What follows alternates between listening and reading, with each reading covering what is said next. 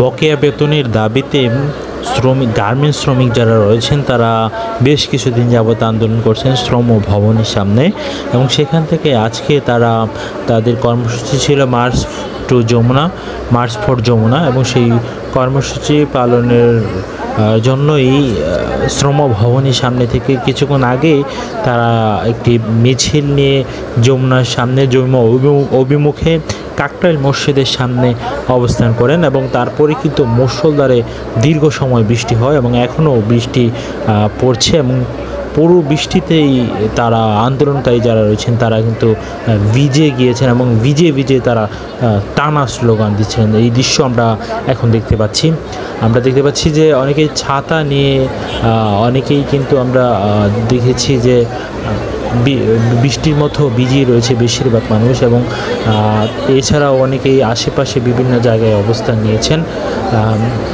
আবার বৃষ্টি কিছুটা কম হলে তারা আবার ফিরছেন। পাশেই আইনশৃঙ্খলা বাহিনীর সতর্ক অবস্থান সেটি দেখতে পাচ্ছি আমরা।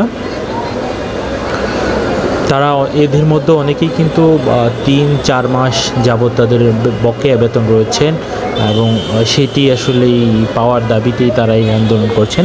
10 দিন যাবৎ শ্রম ভবনের সামনে থাকলেও সরকার মহল থেকে কোনো সাড়া না পেয়ে তারা আজকে এসেছেন যমুনা অভিমুখে, লং মার্চ করেছেন। আমরা আইনশৃঙ্খলা বাহিনীর কড়া নিরাপত্তা দেখতে পাচ্ছি, আইনশৃঙ্খলা বাহিনীরা পিছনে দাঁড়িয়ে রয়েছেন এবং সামনে ব্যারিকেড দেখতে পাচ্ছি, এবং সেই ব্যারিকেডের পিছনে পুলিশ সদস্য সহ এবং বিজিবি সদস্যদের আমরা দেখেছি। বৃষ্টির মধ্যেও তারা কিন্তু এখানে দাঁড়িয়ে রয়েছেন এবং সামনে ব্যারিকেড রয়েছে, এবং ব্যারিকেডের সামনে কিন্তু আন্দোলনকারী যারা রয়েছেন তারা আন্দোলন করছেন। রাস্তার ওপারেও ব্যারিকেড দেখা যাচ্ছে। দর্শক, একটু বলে রাখতে চাই আপনাদেরকে, গত ঈদ উল ফিতরেও তারা আন্দোলন করেছিলেন এবং তখনও কিন্তু তাদের 3 কোটি টাকা দেওয়া হয়েছিল।